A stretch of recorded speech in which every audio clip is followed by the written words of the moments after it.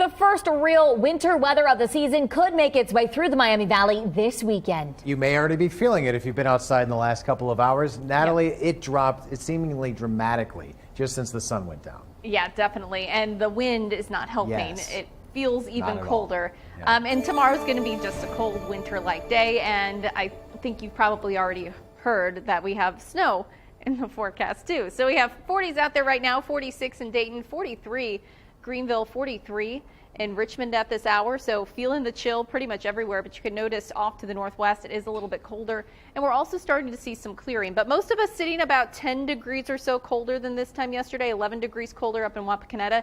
But by tomorrow morning, that's going to be a different story. We're going to be about 20 degrees colder, and then we're going to stay very cold into the afternoon. Cold fronts now off to the east, but just to our southwest. We're tracking our next weather maker. Notice we do have snowfall in our southwestern counties or in southwestern Missouri. We're going to be monitoring that for tomorrow. Otherwise, 36 for our low tonight. Natalie, thanks. People across the country today honoring the men and women who have served in the U.S. Armed Forces. In Washington, D.C., a special ceremony taking place marking the 40th anniversary of the dedication of the Vietnam Veterans Memorial. Now, that wall lists the names of more than 58,000 Americans who gave their lives in service to their country. Secretary of Defense Lloyd Austin expressed his gratitude to all of our nation's veterans. To every veteran, to every man and woman who has served or still does, because you put on the cloth of our nation, America is safer and stronger.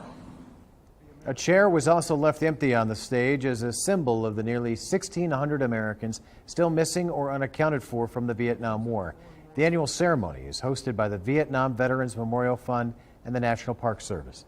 Now, on this Veterans Day, we honor our service members while also raising awareness about the mental health issues that can come with the job. Studies have shown that veterans often face the biggest challenges once they're out. Clara Faith is live tonight after speaking with local veterans. And Clara, what did they say were some of the biggest challenges after military life? Veterans tell me the biggest struggles after military service is finding a job, adjusting to civilian life, and just even daily chores. Now, any untreated life situation can bring depression, PTSD, and other mental issues. The NAACP health chair and retired Air Force member says this is why it's so important to encourage and to ensure those men and women that it's okay to ask for help. Don't feel ashamed at all, because we all suffer with some type of imbalance. And when you live in secret, that's where the devastation comes even more. So, Clara, what kind of help is available then? Now, there are a lot of resources throughout the community, one of which is called Crisis Now number. Right here at the bottom of your screen, the number is 833-580-2255. Now back to you. All right, Clara, thank you. Now, the Miami Valley held several Veterans Day commemorations. In Miamisburg, a ceremony was held at Trinity Church this morning. One veteran says we owe everything to our service members. Without the military, the soldier, the Marine, the airman, the Navy, we wouldn't be staying here talking about this. So they provided everything for us and still do. Beaver Creek also honoring those who protect and preserve our freedoms with a special ceremony at the Veterans Memorial Park in Dayton. The rain didn't put a damper on the special event. I'll be honest, I didn't know how many people were going to be here in the pouring rain since it was raining all morning, and I was completely blown away at how many people showed up today for this awesome event. And it really speaks to the support that Beaver Creek and the Dayton area and this region around Wright-Patterson Air Force Base, how supportive they are. Newman also talked about how he felt about speaking at today's ceremony. He says he was shocked when they asked him to, and he talked about his grandfather, who was in the Army, during his speech. And Vice President Harris honoring our veterans today at the wreath-laying ceremony at Arlington National Cemetery. She placed a wreath at the Tomb of the Unknown. Afterwards, the Vice President delivered remarks commemorating Veterans Day. Since 1789, American service members have sworn an oath not to a person, not to a party, but to the Constitution of the United States, to support and defend the principles of liberty, equality, and justice. Harris stepped in for President Biden, who is right now in Egypt as part of a 6-day foreign policy trip. This marks the 69th anniversary of the observance of Veterans Day. And there is new information tonight as former President Trump has sued the House Select Committee investigating the January 6th riot. So Lydia Bice is here now at the Now Desk. Why did he file that exactly? Well, Trump filed the lawsuit in a federal court in Florida today to challenge the committee's subpoena for documents and his testimony. Trump's attorney said in a statement, quote, "A long-held precedent and practice maintain that separation of powers prohibits Congress from compelling a president to testify before it." And when was he scheduled to appear before the committee? Well, it comes after Trump was subpoenaed to appear for a deposition this coming Monday. A spokesperson for the January 6th committee declined to comment. Lydia, thanks. With inflation at an all-time high, we're facing an expensive holiday season. How much the turkey and trimmings could cost you this year? And the Senate race in Nevada has still not declared a winner. When we can expect to get those final results? Plus, I'm tracking our next weather maker, which will bring some winter weather to the area that's coming up. Here's a live look from our Kettering Health Skycam. You're watching Dayton 24/7 now.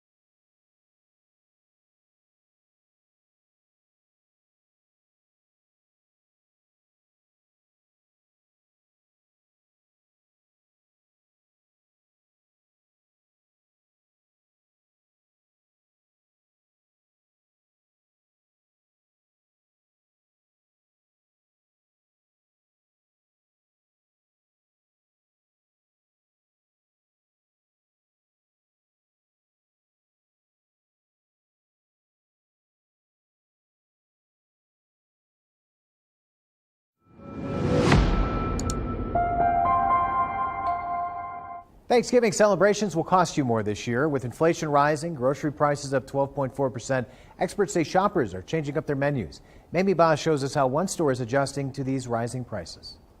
The free food store you see here helped at least 650 families this week. The executive director tells me as the Thanksgiving holiday approaches, more people are coming in through these doors. With God's grace, it's hoping to help 1,000 families this year with side dishes. But it wants to help more, so it's asking the public to make that possible by donating gift cards. Giving them a gift card so they could get some kind of meat item on their Thanksgiving. It might not be the traditional that we're always used to, the turkey, but if they have something, if they could get a chicken, if they could get even pork chops or something that they could enjoy with their family. Now, if you'd like to help, you can bring those gift cards here. For the address, just head to Dayton247now.com and click on this story under Top Stories. Back to you. Maybe thanks with rising food costs, many of our neighbors are struggling to put food on the table. So please join us for the Holiday Help Out Food Drive next weekend. We want to make sure no one goes hungry during the season of giving. You can help needy families in the Miami Valley by dropping off non-perishable food items at these locations next Friday through Sunday. Well, tracking snow in the forecast for our Saturday. Until then, just falling temperatures. So clouds around right now, those are going to clear out as we look into the overnight hours before another batch of clouds builds in with our next weather maker. So early tomorrow morning, waking up to 30s, and then we're tracking some snowfall. In fact, could see some heavier areas of snow by the late morning hours of tomorrow. We'll be in the mid-30s. The ground, it's going to be warm, so we're really not expecting significant impacts from this, but we could see, of course, limited visibility, some accumulation on grassy and elevated surfaces. So just take your time out there for the day tomorrow. This then heads out by the late afternoon hours, early afternoon hours, and then it just turns cold with a few flurries lingering from our Saturday evening into the day on Sunday. So how much snowfall? Well, not a whole lot. Most of us seeing just a little bit of a dusting. Some spots indicating maybe close to an inch. I think we'll see less than that thanks to that warm ground. But certainly going to be seeing some snow falling from the sky for the late morning hours of tomorrow. Natalie, thanks. A live look now at CNN's live election results tracker. Each party just a couple of seats away from majority control in the Senate, and we are now all tied up. Democrats holding 49 seats, Republicans also holding 49. So Republicans need 2 more seats for a total of 51 for majority control. Democrats need to just get to 50. They just need 1 more because they have Vice President Kamala Harris casting tie-breaking votes. 2 states, Georgia and Nevada, are now ultimately are deciding who controls the Senate. So in Arizona, Democratic candidate Senator Mark Kelly has just won re-election, projected with nearly 52% of the vote. The Associated Press says that is the case. Republican Blake Masters has just over 46%. Now, the AP called that race within the last hour. Also, a very close one in Georgia has been called and will head to a runoff on December 6th. That means an additional election will determine the winner since neither candidate got more than 50% of the threshold needed to win. Democratic Senator Raphael Warnock earned 49.4% of the vote. Republican candidate Herschel Walker got 48.5%. That's with 99% of the votes in. So again, we're going to have to wait until after Thanksgiving for that runoff to decide the winner and potentially which party controls the Senate. And finally, in Nevada, the gap has closed a bit as we head into this evening. Republican candidate Adam Laxalt still leading, 48.6% of the vote he has, against sitting Democratic Senator Catherine Cortez Masto, who has 48.4%. 93% of those votes are now in. So we're getting very close to figuring out a winner. And in one of Nevada's counties, Clark County to be specific, vote counting is making progress. The county registrar says all ballots except those that arrive in tomorrow's mail, the final day that they can be accepted, have been processed. More than 50,000 ballots have yet to be added to the final count. With extremely close races still, especially for U.S. Senate, the county pledges a clean process. We've been very transparent with what we've been doing, and you all have walked through this warehouse and seen what we've done in all of our areas. We've got glass cubicles set up in a lot of the large areas where a lot of the work is going on. So flag ballots have until Monday. Provisionals are also under review. Final results should be ready next week. And you can take out your phone, scan that QR code there. That'll take you to our Beyond the Podium section of our website. We've compiled every election story all in one place. You can also see our coverage of the balance of power in D.C., as well as local election results by clicking on the orange banner at the top of the homepage. All right, a live look now from our Kettering Health Skycam. A rainy and dreary day has now turned into a downright cold night. Natalie and I are out here on our exclusive Watson's Weather patio right now. It's the breeze. It's making it worse. Yeah, it's cold out here. Grab the layers. tomorrow we're talking about snow in the forecast. So, Not ready for that. Yeah, and then it's really just kind of staying cold as we head into these next several Wonderful. days. So be prepared for some really cold weather. Over these next several days, again, big changes. We've been in the 70s, and we're talking about 30s and 40s. Staying in the 30s tomorrow, getting up to around 40 on Sunday, and then staying in the lower 40s through next week. Much of our lows are going to be dropping into the 20s.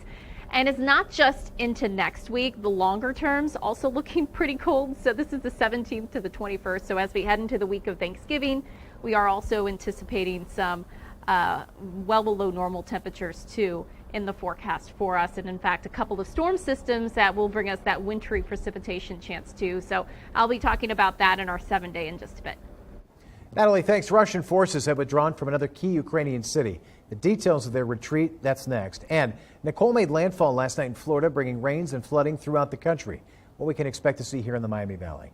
You're watching Dayton 24/7 now.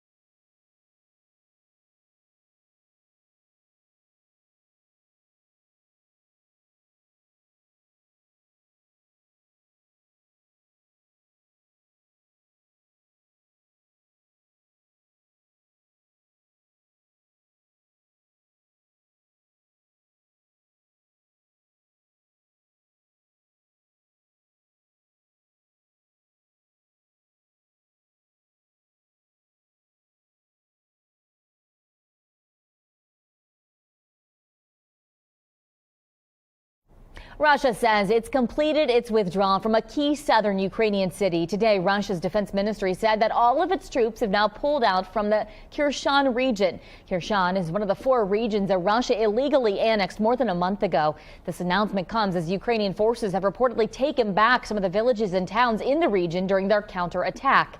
Meanwhile, Ukrainian President Volodymyr Zelensky posted nighttime video of celebrations in the Kherson city after being liberated by Ukrainian troops. troops. You can see the crowd waving the country's flag and chanting in support of the troops. Posting the video to his official account, Zelensky added, "Ours, Kherson is ours." Well, the United Nations is going to use new data from space to track greenhouse gas emissions on Earth. The UN says that the new methane alert system is going to track potent methane leaks. The program is intended to help inform companies of major methane sources so they can properly address them. The data is collected using satellite measurements from NASA and other European space agencies and will be published next year. The U.S. is providing Ukraine with more supplies as the war with Russia continues. The Associated Press reports that the U.S. is buying 100,000 South Korean artillery rounds and then sending them to Ukraine. Now, defense officials told the AP that the deal would help with weapon stockpile pressures as the war continues. Last week, officials said Ukraine was using as much as 7,000 rounds of ammunition a day. Russia's firing as much as 20,000 a day. And we have the latest now on Nicole there, which is a tropical depression. The storm's effects being felt across a wide stretch of the eastern U.S. The system dumping rain across the southern and central Appalachians. Some areas are expected to see flooding, heavy rain, extending north through Ohio and into Pennsylvania, with New York and New England getting the rain tonight and into Saturday. Former President Trump is not giving up on his fight against Governor Ron DeSantis, and now he's taking on Virginia's Republican governor, too. On Truth Social today, Trump said Governor Glenn Youngkin would not have won Virginia without his help. And yesterday, Trump sounded off on DeSantis, calling him average and taking credit for DeSantis' success. Some GOP analysts believe DeSantis is the future and Trump the past.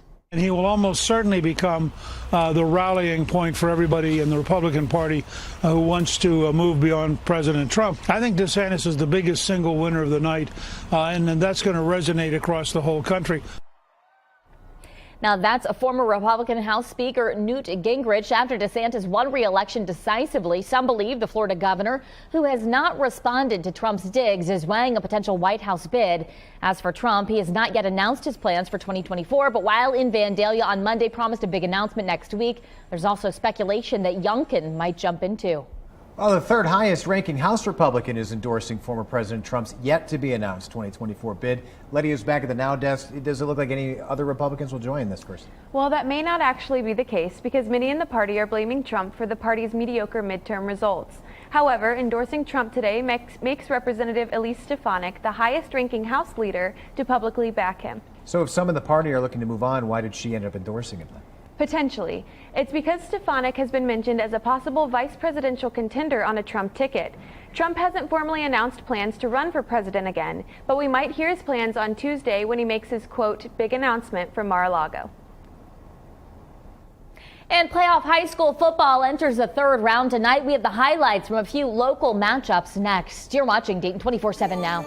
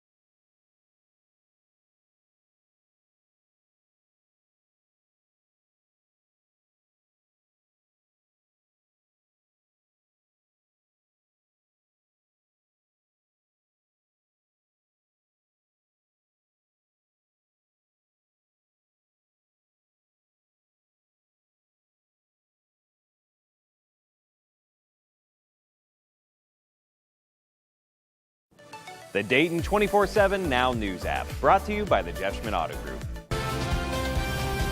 Good evening, I'm Matt Digby with a look at sports. We've reached the third round of the high school football playoffs in Ohio. 14 area teams still in the running for a state title. And because some of them are playing each other, the Miami Valley is guaranteed at least 5 regional finalists. But who would advance to next week? We start with D1 Region 2. Springfield facing Centerville in the G-Walk rematch from the regular season. First quarter, Bryce Schondelmeyer pump faking at first. Then he airs out a deep ball down the sideline for Anthony Brown. Caught in stride. The Wildcats move inside the red zone on their opening drive. They would go for it on 4th and goal. And on that play, Schondelmeyer in the pocket sees an opening to run up the middle for 6. Wildcats are on the board first, leading 7-0. After forcing a 3-and-out, though, they would get the ball right back. The Wildcats would. Schondelmeyer over the middle to Deshaun Martin for the touchdown. Springfield out to a 14-0 lead. And then later in the first, Centerville trying to get some momentum going on offense. Braylon Newcomb looking to his right for Nick Bruder. That completion is good for a first down pickup near midfield. And then on that same drive, Newcomb will put up a deep ball toward the sideline for Bruder,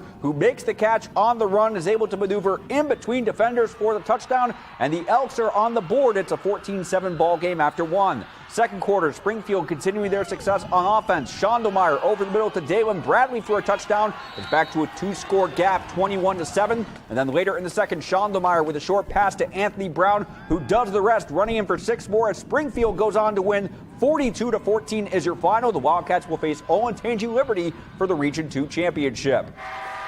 D5 Region 20, Milton Union taking on Brookville over at Xenia, and the Bulldogs would get on the board first. Jordan Foose squeezing in between defenders from 15 yards for the touchdown. 7-0 Milton Union at that point. Next drive, Brookville's Keegan Merrill looks to go deep, but it's Connor Gibson who makes the adjustment for this diving catch for the interception. The Bulldogs capitalize. Blake Brumbaugh dodging traffic for 6 more. 14-0 Milton Union. And then later in the first, Brookville trying a handoff, but it goes awry. Ball is loose, picked up by Connor Yates, and that would lead to a field goal attempt by Mason Grudich. It is on its way. It is good. 17-0. And the very next drive for the Blue Devils, Keegan Merrill throws down the field. No one there except Zachary Lovin for the interception. And on the ensuing drive, the Bulldogs continuing their success in all phases. Michael Elam able to break some tackles and pick up about a 25-yard gain here for Milton Union. And he finishes the drive with another touchdown as the Bulldogs stay unbeaten. They get the win. Final score 38-6. At Bellbrook, Tippecanoe taking on Western Brown. Red Devils down 14-7 near the end of the second quarter. Western Brown looking to extend their lead deep in the red zone, but Drew Novak's pass deflected and intercepted by Andrew Owen. Broncos do get the ball back right before halftime, but Novak's pass on this play intercepted again. It's Lucas Ferry with the pick, so it stays 14-7 at the half. Tip gets the ball to begin the third. Liam Poronsky up the middle for about a 15-yard gain, and then Poronsky will call his own number again, taking the ball in for a tying touchdown. We are deadlocked at 14-all. So the Red Devils with the momentum all the way in the second half, and they will keep it going. Poronsky downfield to Stanley Klein for a 30-yard pickup before being pushed out of bounds, and Xavier Jones then finishes the drive, flexing his way into the end zone. Red Devils get the win. Final score 41-30 is the final. They will take on Baden next week in the Region 12 championship. More scores from Friday's games. Valley View winning big over Madeira. That means a rematch next week. The Spartans will face Milton Union in the Region 20 final, a rematch from Week 2 when the Bulldogs won in Germantown. In Region 18, cold water season comes to an end against Liberty Center. In the meantime, we have 4 more games to come tomorrow in Division 6 and 7. Versailles playing Marion Local at Wapakoneta. Tri-Village playing Allen East at Bell Fountain. New Bremen facing Ansonia at Greenville. And Minster playing Fort Loramie at Sydney. UD men's basketball hosting SMU Friday evening. The Flyers in the Chapel blue uniforms. First half, Kobe Elvis on the right side trying to find separation to an open Mustafa Amzil for 3 from the corner. UD is up 20-10. Then later, Elvis with a quick pass ahead to Deron Holmes. He finishes the lay-in, and the Flyers go into halftime up 29-24. Second half, they continue to keep the Mustangs at arm's length. Some quick passes on this possession, and they will end with Holmes finishing the basket. Plus, he draws the foul. He would also make the accompanying free throw. But later, SMU rallies to tie the game under 5 to play, tied at 59-all. Holmes out to R.J. Blakeney for 3 from the top of the key. Count it, but with 2 minutes to go, it's back down to a 1-point game. Flyers needing a basket, and Amzil has time to dial up a 3 from the left wing. He and Holmes had 20 points each as UD pulls away in the final seconds to win 74-62 the final. They've got their first road contest Tuesday at UNLV. Friday was also state championship night for high school girls soccer. Waynesville going for back-to-back titles, but the Spartans' run comes to an end as Copley wins 1-0. The Indians scoring in the first half as they take the title. Congrats, though, to all area teams on a successful soccer season. Waynesville finishing runner-up in girls Division II, and we also had a boys semifinalist with Yellow Springs in Division III. Well, snow is in the forecast tomorrow. Let's take a look at what we're expecting with this, because we will wake up to temperatures in the 30s. And by the late morning, this is about 9 a.m., we start to see some snowfall. May have some rain mixed in as well, but this is about 11 a.m. Could see some heavier areas of snow. So with this, we're mainly talking about limited visibility. Roads will mainly be wet because the ground has been very warm. Temperatures for the most part just above freezing. And then as we head into the afternoon, once that moves out, we could see some very light accumulations on grassy and elevated surfaces for us. So we're going to be monitoring that. And again, just really dusting is what we're expecting for us. Decorating forecast tomorrow, again, really just a no-go, 39 for our high temperature, and then staying pretty chilly, some flurries for our Sunday. And then there's that extended forecast with well below normal temperatures extending into late next week and a rain-snow mix on Tuesday. Natalie, thanks. Tip City hosting